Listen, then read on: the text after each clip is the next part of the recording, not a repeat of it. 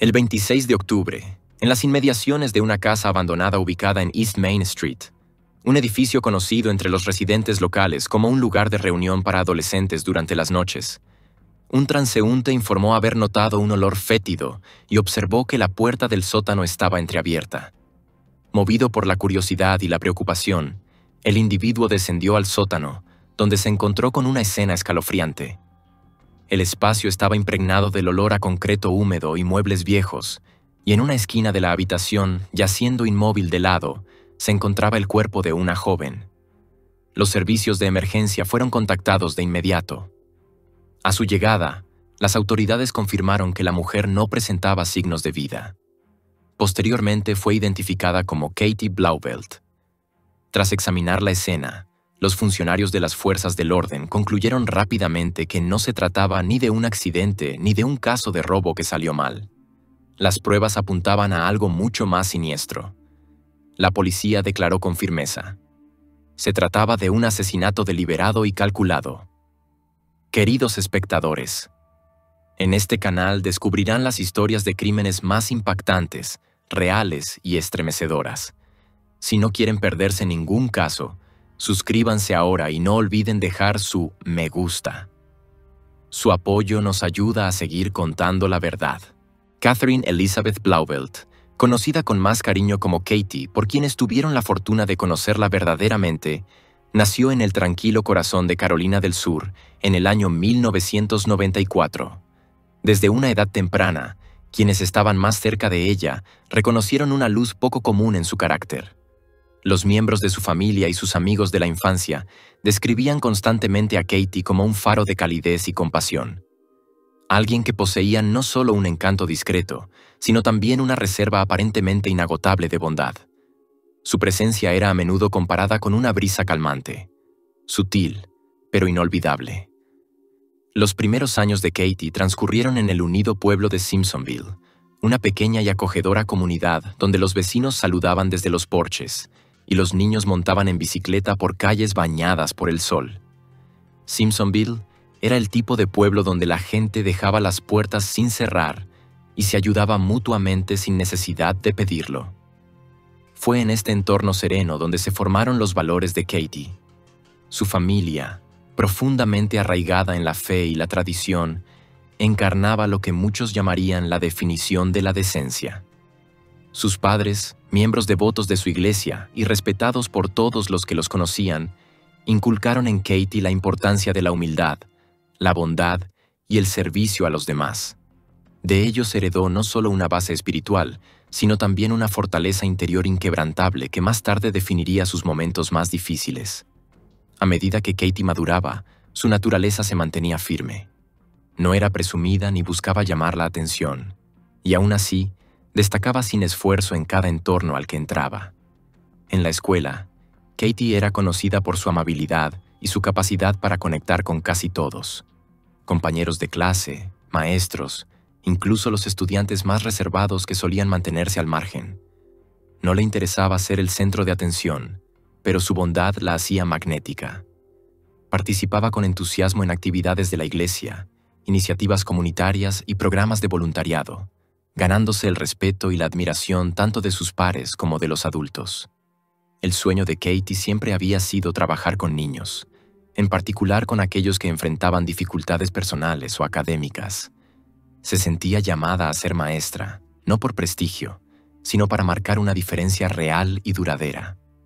Después de completar sus estudios en educación, regresó a su ciudad natal para comenzar su carrera. Fue contratada como asistente de maestra en una escuela local, donde su paciencia y empatía rápidamente le ganaron un lugar especial en los corazones de estudiantes y personal por igual. Ya fuera quedándose después de clase para ayudar a un niño con dificultades o brindando un oído atento a un estudiante que atravesaba un momento difícil en casa, Katie nunca dejaba de dar lo mejor de sí. Fue durante sus años de secundaria cuando Katie conoció a John Blauvelt, un joven que contrastaba con su carácter suave y reflexivo. John, que era algunos años mayor, ya se había alistado en el ejército y se comportaba con la tranquila confianza de alguien que había visto más del mundo que la mayoría de los adolescentes.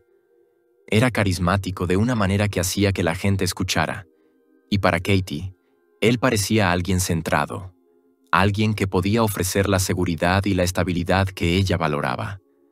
Su conexión fue rápida e intensa. Amigos de Katie recuerdan cuán profundamente se enamoró de John, señalando cómo parecía cautivada por su fortaleza y determinación. En esos primeros días, él parecía atento, protector y decidido. Katie, siempre idealista y esperanzada, creía haber encontrado a alguien que realmente la comprendía. Su relación continuó incluso después de que John fuera destinado a otro lugar.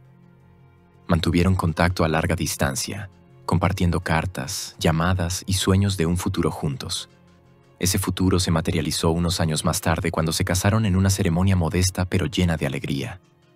Katie, radiante con su vestido de novia, parecía genuinamente feliz.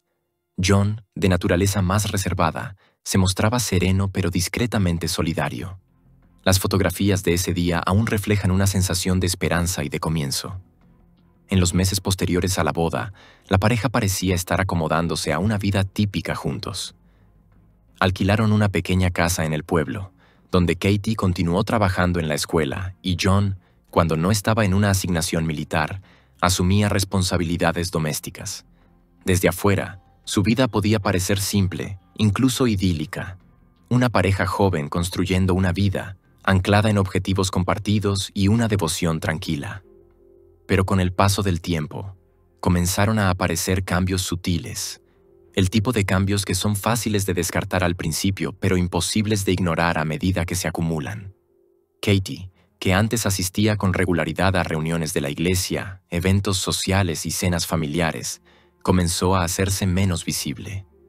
Los amigos notaron que rechazaba invitaciones con mayor frecuencia o las cancelaba a último momento, ofreciendo razones vagas sobre estar ocupada o cansada. Empezó a parecer preocupada, incluso ansiosa. Su actitud, antes luminosa y abierta, adquirió un tono reservado. Sonreía menos, hablaba en frases más cortas y evitaba conversaciones sobre su vida personal. No era propio de ella, y sus seres queridos lo sabían. Con el tiempo, empezó a surgir una imagen más clara. Aunque Katie rara vez confiaba en detalles, comenzaron a aparecer pequeñas señales. Mencionaba discusiones en casa o frustraciones que parecían desproporcionadas en relación con sus causas. Dejó de hablar de John en términos afectuosos. En cambio, sus comentarios sobre él eran neutrales o vacilantes. Amigos y familiares preocupados comenzaron a sospechar que no todo iba bien en el hogar de los Blauvelt. Con el tiempo, se hizo evidente que el matrimonio estaba lejos de ser la relación armoniosa que una vez pareció. Quienes estaban más cerca de Katie empezaron a comprender que el comportamiento de John había cambiado. Se había vuelto controlador, crítico y cada vez más impredecible. Cuestionaba con quién hablaba Katie, expresaba descontento con su trabajo e incluso la desalentaba de participar en actividades de la iglesia que antes le brindaban paz. Sus acciones, aunque no siempre abiertamente dramáticas, crearon una atmósfera de aislamiento. Lenta pero seguramente, estaba apartando a Katie de su sistema de apoyo. Para quienes la conocían, el silencio de Katie decía mucho. Siempre había sido alguien que enfrentaba los desafíos con una gracia silenciosa, rara vez cargando a otros con sus problemas. Por eso, cuando decía que las cosas se arreglarán o que la tensión era solo una mala racha, sus seres queridos querían creerle, incluso cuando su instinto les decía lo contrario. Una reacción típica de una mujer que se encontraba en una relación con una pareja emocional o físicamente peligrosa. En el año 2016, Catherine Elizabeth Blauvelt, conocida por todos como Katie, dio un paso valiente y que cambiaría su vida. Inició el proceso para poner fin a su matrimonio. Para quienes estaban más cerca de ella, la decisión llevaba mucho tiempo gestándose, aunque no por ello fue menos difícil de llevar a cabo.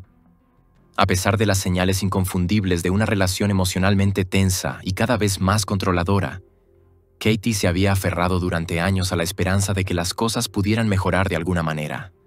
Había invertido emocional, espiritual y prácticamente en el matrimonio. Pero para ese año, ya no podía ignorar el impacto que estaba teniendo en su bienestar. La decisión de Katie de solicitar el divorcio no fue impulsiva ni reactiva. Llegó después de meses, quizá años, de lucha interna, oraciones y de sopesar las consecuencias. Dejar a alguien en quien una vez había confiado, especialmente a alguien tan dominante como John, nunca iba a ser fácil. Aún así, encontró la fuerza dentro de sí para actuar, motivada por la necesidad de seguridad personal, claridad mental y una vida de dignidad que sabía que merecía. Pero, como trágicamente ocurre en muchos casos similares, el momento de la separación no trajo paz. En lugar de ello, marcó el comienzo de un capítulo más oscuro. Para Katie, las semanas que siguieron a su decisión legal de divorciarse de John se convirtieron en un periodo de gran incertidumbre y tensión emocional. John no tomó bien la noticia. Amigos y familiares relatarían más tarde cómo se negó a aceptar el final de la relación. A pesar de las claras intenciones de Katie, él intentó repetidamente recuperar el control sobre sus decisiones y su vida. Aparecía sin previo aviso en lugares donde sabía que ella estaría. Enviaba mensajes, algunos suplicantes, otros agitados. Llamaba con frecuencia, a menudo tarde por la noche. Y aunque estos comportamientos sacudieron profundamente a Katie, ella se mantuvo firme. Se mudó y comenzó a vivir por separado, eligiendo un apartamento modesto que le brindaba una sensación de espacio personal y libertad. En el trabajo, mantuvo una compostura profesional. Llegaba puntual, cumplía con sus funciones como asistente de maestra con la misma gentileza y dedicación que siempre la habían definido. Aunque un poco más reservada en las conversaciones con sus colegas, seguía sonriendo a los estudiantes y compartiendo palabras amables con el personal. Su intento de volver a la normalidad, de establecer una nueva rutina, fue silencioso pero decidido. El 24 de octubre de 2016 fue un lunes nublado y sin nada destacable para los residentes de Simpsonville, un pequeño pueblo de Carolina del Sur donde la vida transcurre lenta y pausadamente. Para Katie Blauvelt, ese día comenzó como una jornada laboral normal. Salió de casa y fue a la escuela, donde ayudaba a enseñar a los grados de primaria. Según sus compañeros de trabajo, Katie llegó a la escuela a tiempo y cumplió con sus deberes con su habitual profesionalismo. Fue educada, serena, aunque quizá un poco más introspectiva de lo habitual. No mencionó nada fuera de lo común, ni insinuó ningún plan para la noche. Su actitud reservada no despertó preocupación inmediata. Después de todo, tenía muchas cosas en la cabeza. Pero lo que ocurrió después sigue siendo una pregunta abierta que ha atormentado a su familia y a la comunidad desde entonces. Esa tarde, algo cambió. Katie dejó de responder llamadas telefónicas. No contestó mensajes de texto. Nunca regresó a casa. Al principio, su familia supuso que el retraso se debía a una batería descargada del teléfono o a un cansancio inesperado. Katie solía entregarse por completo a su trabajo y a veces descansaba cuando regresaba a casa. Pero a medida que el tiempo avanzaba hacia la noche, la preocupación comenzó a crecer. No era propio de Katie no avisar si sus planes cambiaban. Era conocida por su puntualidad y confiabilidad. Al final de la noche, sus padres, cada vez más angustiados, contactaron a las autoridades locales para denunciar la desaparición de su hija. La policía respondió con rapidez, considerando que se trataba de una joven adulta extremadamente responsable que nunca antes había desaparecido sin dar aviso. Al día siguiente, la policía comenzó la búsqueda. Primero revisaron la casa de Katie. Todo estaba en su lugar. No se encontraron señales de allanamiento. El teléfono permanecía en silencio. El automóvil tampoco podía ser localizado. A medida que pasaban las horas, quedó claro. No se trataba de una desaparición accidental. Con cada hora, la probabilidad de malas noticias aumentaba. El automóvil tampoco fue encontrado cerca de la escuela ni en casa de sus amigos. Primero revisaron hospitales, luego accidentes de tráfico, pero ninguna de las bases de datos arrojó resultados. Los amigos comenzaron a difundir información en las redes sociales, con la esperanza de que alguien la hubiera visto después del trabajo. Al caer la noche, la búsqueda se amplió. Revisaron las paradas de autobús más cercanas, centros comerciales y cafés a los que ella solía ir. Los padres apenas durmieron.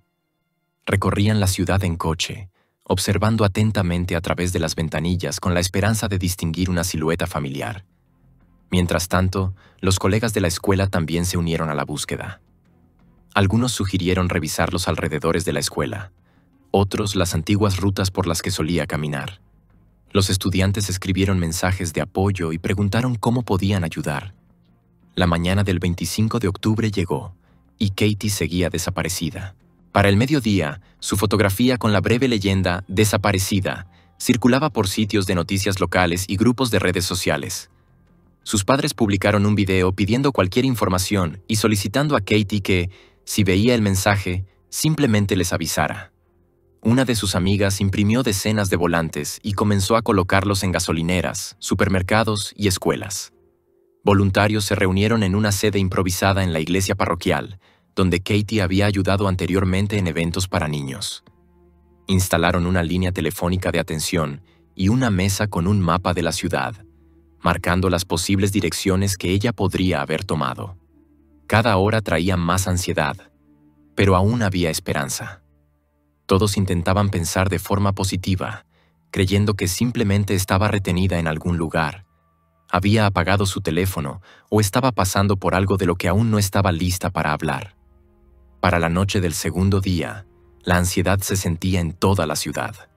Casi todos los que seguían mínimamente las noticias locales sabían de su desaparición. En las tiendas a las que Katie solía ir, los vendedores la reconocían de inmediato en las fotos y preguntaban si ya había sido encontrada. Uno de los cafés que ella frecuentaba los fines de semana incluso colgó un volante en la ventana con las palabras: «Te estamos esperando, Katie». La policía comenzó a revisar las cámaras de vigilancia a lo largo de las principales carreteras que conducían desde la escuela hasta su casa. Algunos vecinos recordaban haber visto su automóvil por la tarde, pero nadie podía decir exactamente a qué hora. La policía interrogó a todas las personas que habían estado en contacto con ella en los días recientes. Amigos, colegas, padres, feligreses de su iglesia. Nadie informó nada inusual. Por el contrario, todos destacaron lo tranquila y concentrada que parecía en los asuntos cotidianos. Los periodistas comenzaron a interesarse por el caso, y pronto el nombre de Katie apareció en noticieros regionales. Uno de los reportajes mostró una entrevista con su madre, quien, con voz temblorosa, habló de su hija y pidió que cualquiera que pudiera verla respondiera. Voluntarios con credenciales y pilas de volantes comenzaron a aparecer en las calles, repartiéndolos a los transeúntes. Publicaciones con llamados se difundieron en las redes sociales. Por favor, compartan. Cada repost puede ayudar. Personas que no la conocían personalmente escribieron palabras de apoyo y expresaron su disposición a ayudar en la búsqueda. Se celebró una reunión de oración en la iglesia. El salón estaba lleno.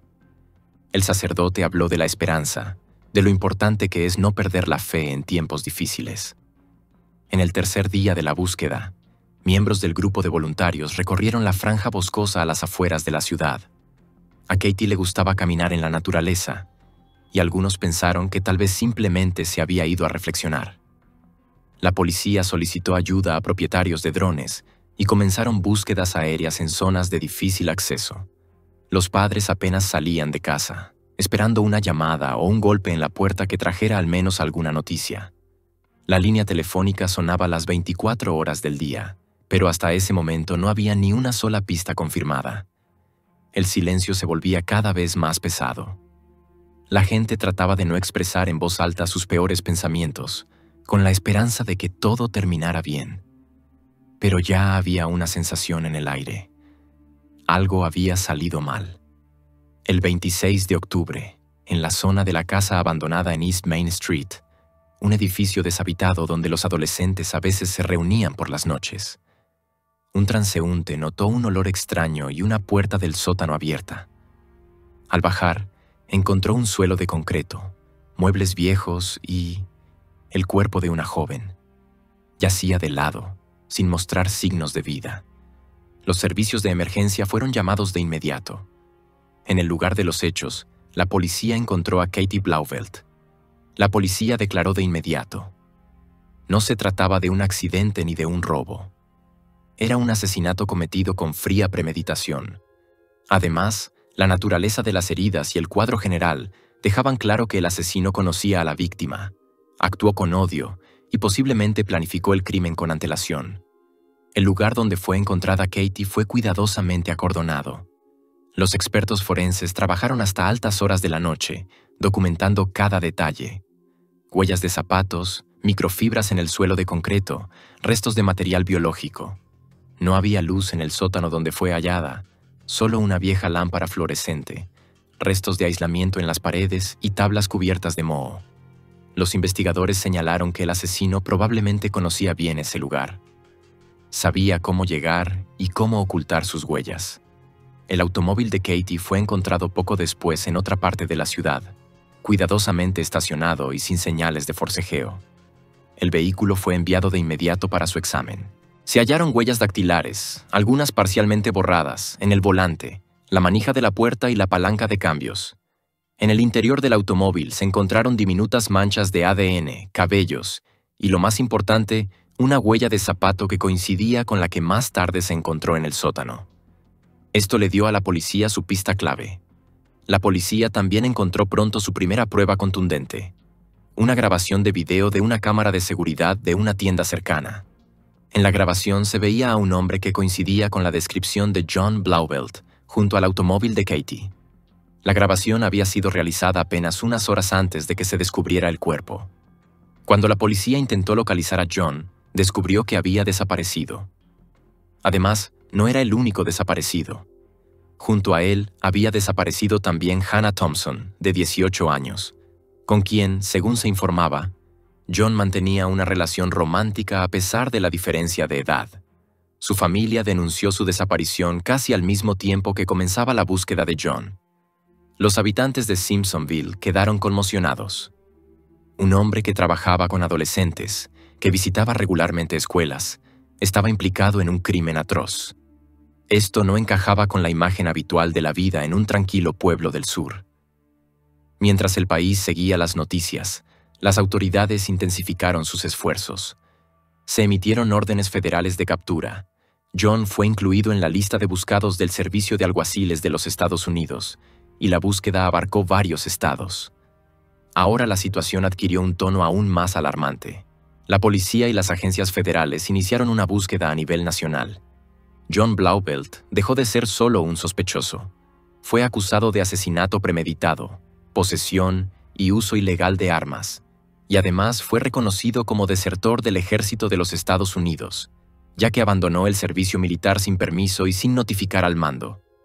Tras el hallazgo de Catherine Blauvelt y la desaparición de John Blauvelt junto con la menor Hannah Thompson, la investigación pasó a estar bajo el control no solo de las autoridades locales, sino también de agencias federales. Durante los primeros días, la Policía Estatal de Carolina del Sur, el FBI y el Servicio de Alguaciles de los Estados Unidos iniciaron un esfuerzo coordinado para establecer la ruta de fuga del sospechoso. Se confirmó que John había retirado dinero en efectivo de una cuenta bancaria el día anterior a su desaparición y que también había apagado su teléfono celular, lo que indicaba un intento deliberado de evadir la vigilancia.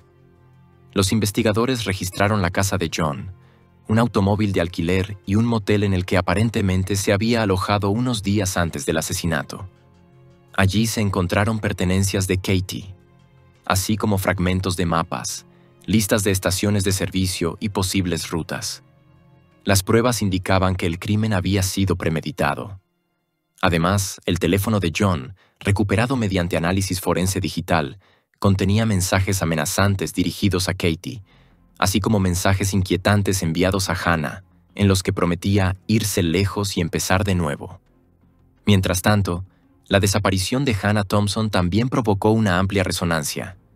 Su fotografía apareció en la base de datos nacional de personas desaparecidas y se celebraron reuniones de emergencia con padres y estudiantes en las escuelas de la región. Pronto se confirmó que Hannah no había sido secuestrada. Se había ido con John por voluntad propia, pero debido a su edad, fue considerada víctima de traslado ilegal de una menor, lo que agravó aún más la situación legal de Blauvelt. La información sobre Blauvelt se difundió por todo el país.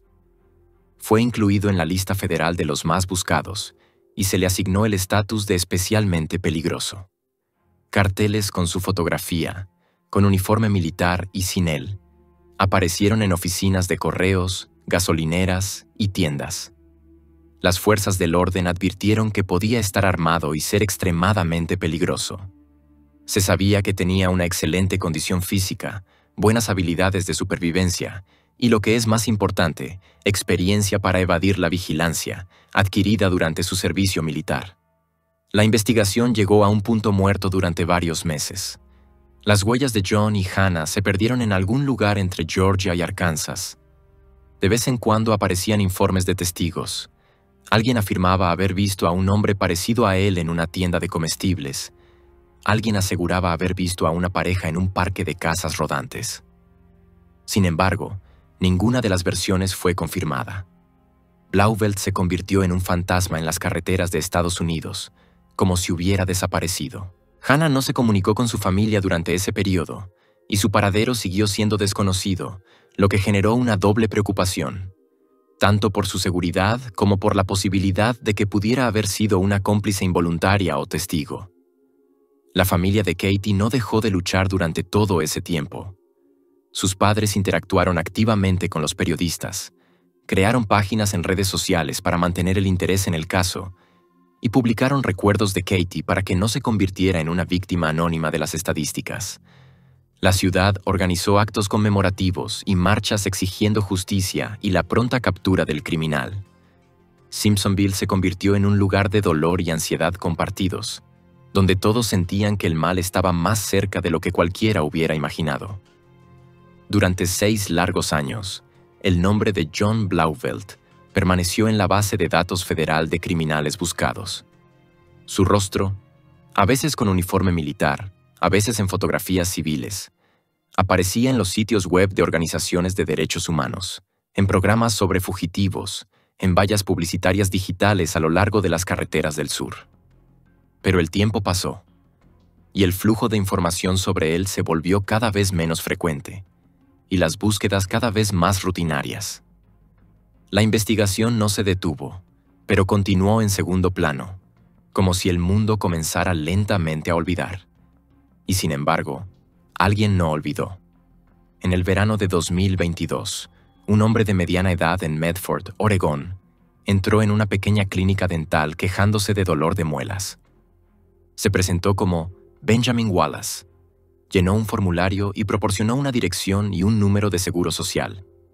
El dentista no sospechó nada fuera de lo común, pero la administradora de la clínica notó que el hombre era retraído, evitaba el contacto visual y, lo más importante, que no existía ningún número de seguro social en la base de datos de pacientes. Ella contactó a la policía local, como lo exige el protocolo cuando se trata de información falsa. Esto se convirtió en la primera semilla en la cadena que conduciría a un futuro arresto. Unos días después, la policía de Medford realizó una verificación aleatoria de antecedentes de Wallace. Enviaron una solicitud a la base de datos federal y recibieron una coincidencia alarmante mediante reconocimiento facial. El hombre que se estaba realizando un tratamiento dental tenía un 96% de similitud en apariencia con John Blauvelt, desertor del ejército y sospechoso de asesinato que estaba prófugo desde 2016. El sistema automático de coincidencia facial encontró similitudes no solo en los ojos y la forma del mentón, sino también en la ubicación de los lunares y la cicatriz debajo de la oreja izquierda. Un equipo especial de vigilancia comenzó a seguirlo discretamente. El hombre vivía en una casa rodante en las afueras de la ciudad. Consiguió trabajo en un taller de reparación de automóviles y cobraba en efectivo. Los vecinos lo describían como educado pero distante.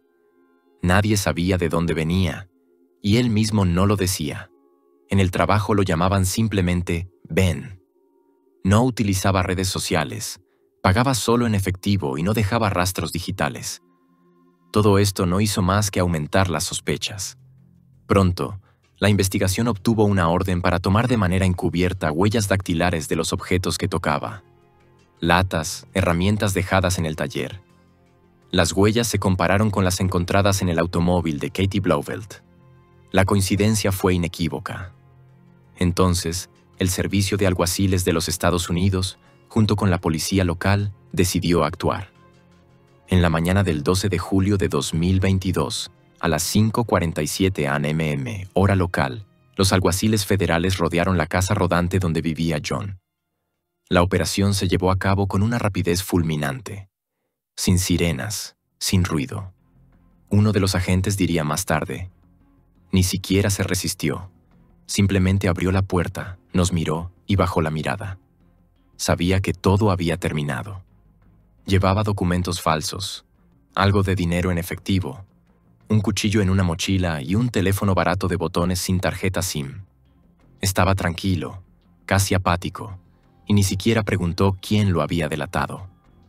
Tras el interrogatorio en la comisaría, quedó claro.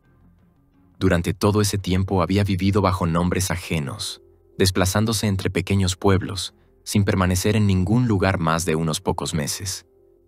Pasaba la noche en coches, campamentos, obras de construcción, y a veces pedía a agricultores particulares dormir en sus graneros a cambio de comida y trabajo. No utilizaba internet, no llamaba a nadie, ni siquiera a familiares. Su rastro se había enfriado definitivamente ya en 2017, y solo la intuición de una mujer que notó inconsistencias condujo finalmente a su identificación. Pero cuando John Blauvelt fue arrestado, Hannah no estaba con él. Su huida había durado varios meses. Según la propia Hannah, como relató más tarde a los investigadores, a menudo pasaban la noche en coches, comían comida barata y realizaban trabajos ocasionales. Sin embargo, John comenzó a mostrar cada vez más crueldad, no física, sino emocional. Se volvió frío, desconfiado y controlador. Le prohibía llamar a casa, salir sola, revisaba su teléfono. Le infundía miedo. Le decía que si se iba, sería considerada una cómplice, que iría a prisión, que nadie le creería. Hannah empezó a darse cuenta de que se había convertido en una rehén.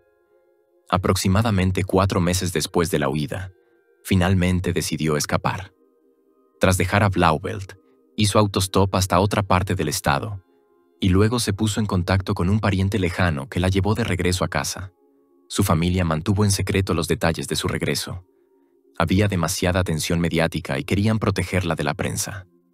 Pasó varios meses en aislamiento, recibiendo terapia y sin hacer comentarios públicos. Pero 2 años después, en secreto y lejos de la atención pública, finalmente aceptó cooperar con la investigación. Fue Hannah quien aportó el testimonio crucial que más tarde se incorporó al caso. Describió cómo John planeó la huida, cómo cambiaba documentos, cómo hablaba de una zona donde nadie nos encontraría. Describió su comportamiento en los días posteriores a la desaparición de Katie. Estaba agitado, silencioso, a veces presa del pánico. Hannah afirmó que temía por su vida, pero durante mucho tiempo no comprendió realmente lo que estaba ocurriendo.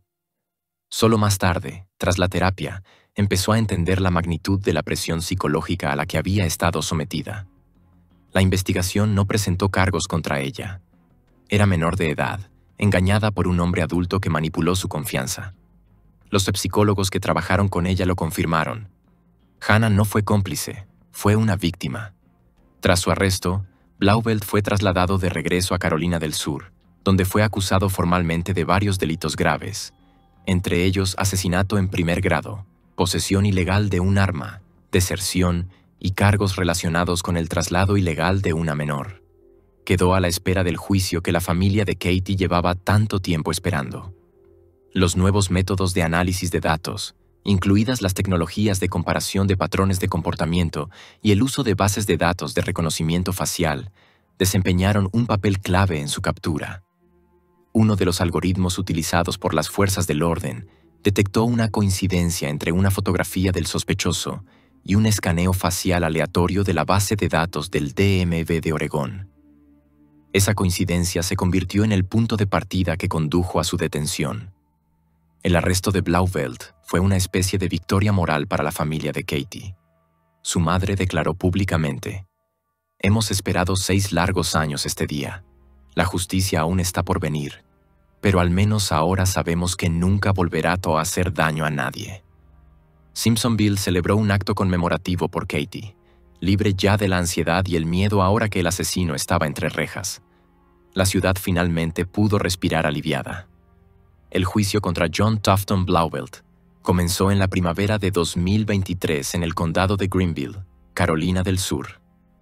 El caso había ganado notoriedad a lo largo de los años, y la sesión inaugural estuvo abarrotada de periodistas, funcionarios federales, activistas de derechos civiles y decenas de residentes de Simpsonville que habían seguido la historia desde el principio. Sin embargo, pese a la atención mediática, el juicio no fue teatral. Los fiscales se centraron en una presentación clara y metódica de los hechos para que la defensa no tuviera motivos para dudar de la solidez de los cargos.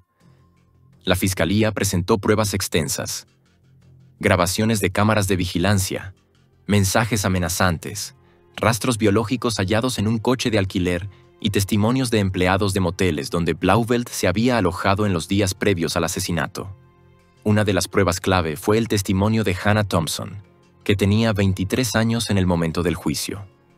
Ella confirmó personalmente que John no solo había planeado la huida con antelación, sino que también repetía que Katie le había arruinado la vida y que tenía que pagar por ello. Estas palabras, recogidas en su declaración, se convirtieron en el argumento central de la acusación para demostrar la premeditación del crimen. La defensa de Blauvelt intentó recurrir a tácticas clásicas: cuestionar el estado mental del acusado, hablar de las presiones del servicio militar, de inestabilidad emocional y del estrés tras la ruptura del matrimonio. Sin embargo, el tribunal no aceptó los argumentos de locura temporal. La vista se prolongó durante varias semanas. Cada día, los padres de Katie estaban presentes en la sala, y cada día observaban en silencio cómo se construía la cadena de pruebas contra el hombre que les había arrebatado a su hija. Cuando John los miró por primera vez en la sala del tribunal, la madre de Katie no apartó la mirada. Simplemente sostuvo la fotografía de su hija entre las manos y no se estremeció. 31 de mayo de 2023. El jurado regresó tras 8 horas de deliberación. La gente contuvo la respiración cuando el portavoz entró en la sala. El juez pidió a todos que se pusieran de pie. El papel en la mano del jurado temblaba ligeramente. Sin embargo, no había temblor en su voz. En el cargo de asesinato en primer grado, culpable. En el cargo de posesión ilegal de un arma durante la comisión de un delito grave, culpable. Un silencio pesado, pero purificador, cayó sobre la sala. Alguien sollozó en el fondo. La expresión de John Blauvelt no cambió. Asintió una vez, casi imperceptiblemente, y bajó la cabeza. El juez pidió a las partes que permanecieran sentadas y comenzó de inmediato a leer la sentencia. En vista de la gravedad del delito, las circunstancias y la falta de arrepentimiento por parte del acusado, el tribunal impone una condena de cadena perpetua sin posibilidad de libertad condicional. Pausa. Además, 25 años por el cargo relacionado. Las penas se cumplirán de manera consecutiva. La apelación no suspende la ejecución de la sentencia.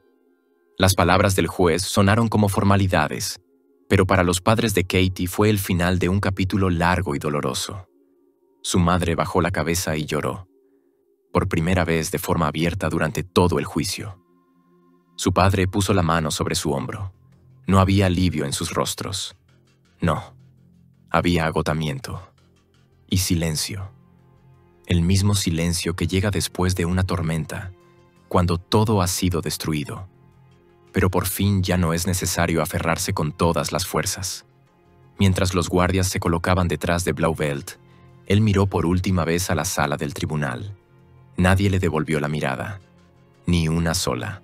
Salió con la cabeza baja y no volvió la vista atrás. Más tarde, ya a la salida, el fiscal diría ante los micrófonos: «No podemos devolver a Katie, pero hoy es el día de la justicia. Hoy ella ganó».